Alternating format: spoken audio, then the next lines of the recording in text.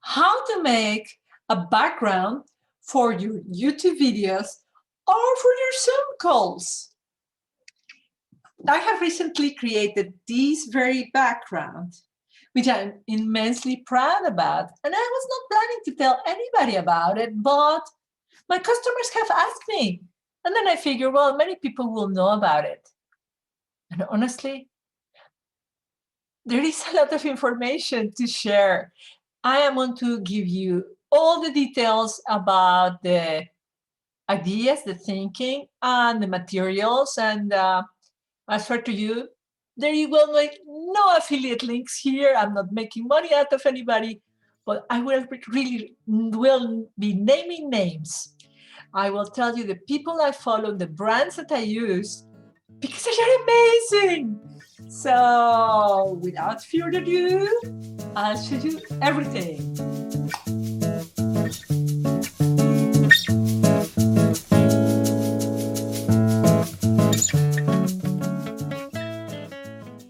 Hi, I'm Blanca Vergara, delighted to see you here. I am a woman on a mission to accelerate the emergence of the heart-centered economy. What is that? To bring back the feminine, back to business, back to the office. This is nourishing, this is beauty, this is art, to bring back the feminine to business.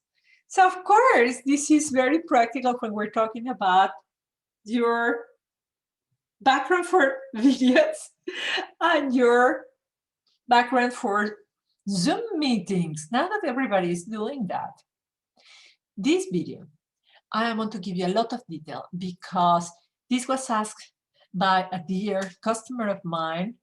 And, you know, many of you might be struggling with exactly the same. I want to be naming names, brands, and I tell you, nothing has been sponsored. I'm not affiliated with anybody, but I adore these people, and you really have to buy from them because they're awesome. So first, I want to start with the point number one. Well, how on earth I chose those colors? They are not random. They're absolutely not random. And the woman who is behind this, or let's start before, the man who's behind it is a fantastic father of psychology called Carl Jung. If you are into psychology, might already, or in personal development, might already be a fan of the work of Carl Jung. One of the fundamental pieces of his work was to talk about the archetypes of personality. This is how we behave in the world, how we communicate with others out of our level of consciousness, our level of development, how we are afraid of love, how we need to go for a hunt, how we are the king or queen, how we're the magician. And what is very interesting is that now that idea has been applied to brands. So that way you can non-verbally communicate these values to your audience, because also you understand where they are at. So if you have an audience that really needs caring, and you are the archetype of the caregiver, then the communication is really understood. It's very easy to communicate that way. They feel at home. If your audience needs to feel secure and even kind of guided to success, you can have the king, the royal archetype. And there is one lady in the online world who has translated all the work of Jung into colors, fonts, words that translate those values you have, that personality you have, into your website, into your brand. And this lady is called Kate Putman. She calls herself the psychology-driven brand strategist. And I can tell you, I am not in her campus. I have never bought from her, but I have been following her for years. I totally respect her. I invite you to go to her website, have the quiz that she offers, and you will get amazing information already from the quiz. If you go further and you go into her courses, I am sure that this is going to just blow your mind. Just the free stuff that she offers has blown my mind. With her, I acknowledge that my archetype is the archetype of the lover. If it is not passion, it's not me. It has to have a red lipstick. It has to have red. And it's also about magnificence. So it has to have gold. There is some kind of royal thing about me. There is no way it's not going to be like that. And working that way with reading Jung, reading her, thinking about what I like, I started everything to use everything that I learned with her, going into a series of searches in Pinterest, a series of searches in Google. What kind of brands look like the dream that I have? What kind of companies are having the archetype of the lover? What kind of companies have the archetype of the king? And I started doing that research, and I got music that will inspire me to feel that way. I got a perfume that will inspire me to feel that way. I got a glass of champagne that will inspire me to feel that way. I got these beautiful flowers, I still don't have them right now, that invite me to feel that way. And particularly the flowers, they did a great, they were great help for me. If you live in the Netherlands, if you follow me in the Netherlands, you can go to any flower market here and ask them to do something for you. And you can feel which flower belongs to you. And then you can find which are the colors that are the colors for your brand. Because of course, you know, if you are going to do a backdrop like this, it is not cheap to buy good materials. So you have to choose. Not only that, if you're going to put all the colors of the rainbow, you're going to just go crazy and you're just going to tell everybody which colors, and you're going to be invisible in the marketplace. You have to stick to the colors that you are going to use. You have to be consistent. It's part of your consistency that they are going to find you online with exactly the same nonverbal communication, with exactly the same language. So after I did this, I concluded that my colors were white, gold, and red, with a touch of black. It was somehow really funny because it was like a big adventure to go back to see how my wardrobe looked like. My wardrobe is basically very minimalistic. It's just like that. So it's really me. For you who are doing a personal brand, you don't want to feel like in a mask. You want to feel at home. So this is very important. Do all this research before so that you are not distracted. Going to Pinterest, see what other people are doing so that you get inspiration and you can actually make a choice. Once you make your choice, I invite you to go to an art shop. I'm going to link to you the shop that I used. I really like them. In this Corona time, they have a pickup point that is 15 minutes from where I live in Amsterdam. It's very easy. You just go and pick up your stuff. Terrific. What kind of materials I use, and I recommend you to use, also not affiliate. The best acrylic I know is the Ara acrylic. What I use is, because of my brand, I chose gold. And you cannot even tell that it's gold in the box, in the tube. Gold and white. These are what I have. Sorry, what I bought. But as you know, I have painted many other times. I had many other paintings. Now, a lot of paint that I had in the cupboard. And in the paint that I had in the cupboard, I had ochre. And this ochre was really absolutely terrific for my painting because it kind of grounded it. What I did, and this is something that I believe that you can do everywhere in the world. Oh, I don't have the thing, but hey, you can see how it is. It is Fabriano paper.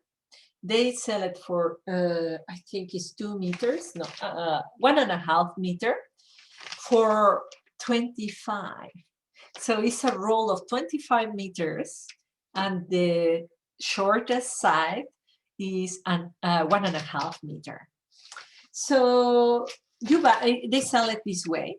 So you can extend it all the way in your living room. This is what I did. I put all my furniture to one side and I just extended it all in my living room. Of course, you don't need to do that because if you see, you can have just this space. What is 2 meters? Mine is 3 times that. It's 6 meters long. So you extend it all in your living room. And what I do is that I get myself really in my underwear to paint. I paint in the oldest underwear possible because I like to do intuitive painting. I don't like to use brushes or utensils or spatulas, or I don't like it. This is intuitive painting for me. This is my brand. This is my soul. And I'm just thinking about my customers when I'm doing this. It's a piece of my soul what I'm doing. So the first step, which is technical, is that you lie your piece of paper and you make it wet. And you make it wet with a sponge. You make it wet, and the idea is to make your paper remember that it was a tree. Remember that it was nature. So you put all that water, and it's exactly what I'm all about, to bring back the feminine into reality. So you get all the paper wet, all wet. And then you start playing with your paint. And you start playing with your paint What I do is that I put paint like that, just like that. And I start moving it with my hands in whatever shape or form, because I am playing music, okay? The music that I was playing was the 3 tenors, Domingo, Carreras, and Pavarotti, O Sole Mio, and Nensu Dorma. I was playing music, my flowers were there, and I was just, moving with all my body. I used my arm, I used different parts of my hands, my feet, my knees, totally immersed in the painting. As you can see, my bottle is just full of paint. Can you see the bottle is just full of paint? Because I will let it open and I will put more paint. And you can see here some bits of teal. And as you can imagine, my children are very much into these things. My daughter made some teal with a different acrylic. What I did is I just drop it in the painting. You also see some red and some pink is on the other side of the room. That was absolutely old paint that I had because it couldn't be that red. I wanted it to be more gold than white. And what you're going to see is that the first time that you put the paint and the first time that you're playing with it, you will not like it. Because it's just too, well, at least I personally don't like the first version. I put some paint and I start moving it and I really don't like it. It's just too basic. It's just too, it's really going back to Jung, going back to Kay. It's just like a primitive version of who we are.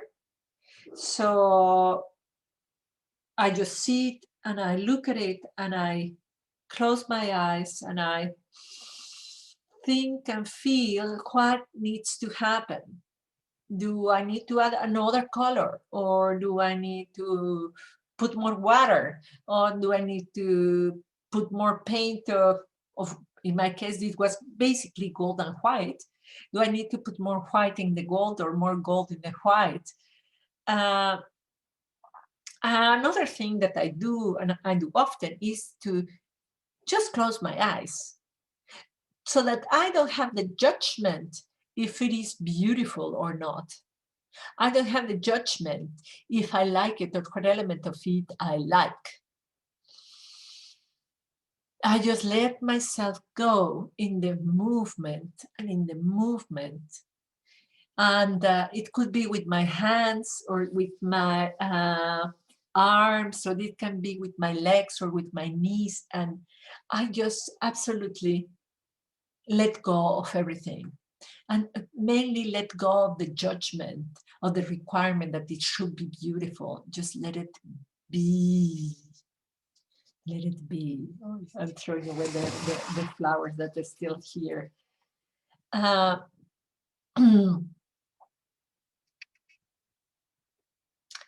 then at some point, which is the most difficult point, is that you have to say it's finished, it's done.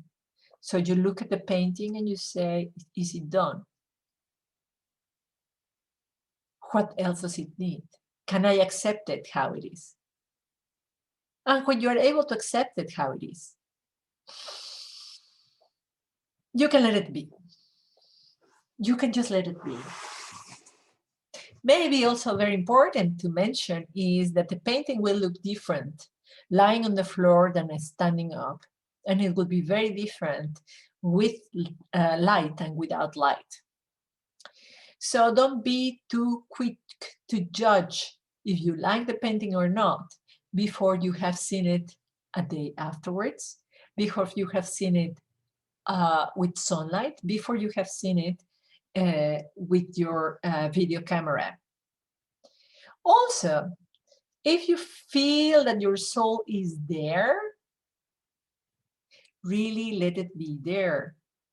Let the painting be there.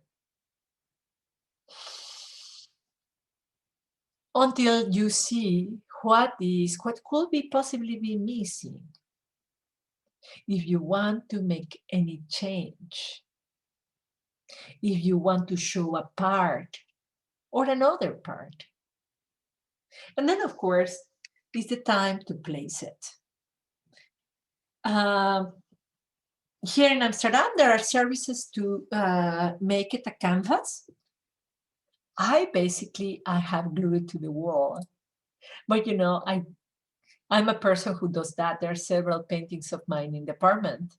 And I like that. And I will continue doing that forever. So this would be a solution that you have to figure out yourself. In any case, I can tell you that it's a tremendous joy to have done this, because nobody else has the painting that I have. What I'm doing right now is that I took each one of the flowers and I have photographed them with the background so that I can use them for my Instagram posts. I have taken photos of different parts of the painting so that I can use them as well for my posts. So it becomes a reusable tool for all your branding. So it takes time, it takes money. This brand is not cheap. I actually basically use them all. There is very little acrylicum in these two. Of course, it's 6 meters long. And I really like to use more and use more, but make your budget that you're going to spend this money, and it's worth it, absolutely worth it. I hope I have answered all your questions. I'm very sad that I don't have video of me doing the painting, because really it was a very intimate moment. I couldn't film it myself. I really needed to be alone. So I invite you to be alone with the painting, and it's also with your customers. So please, in the comments, ask me questions about it. I will be delighted to tell you more. I will put the links of everything in the description, and please follow Kay. She's amazing. I wish you best of luck, and well, I see you around here in the YouTube channel. Of course, please like it and share it and subscribe, because it makes me happy. Thank you so much, and have a wonderful day.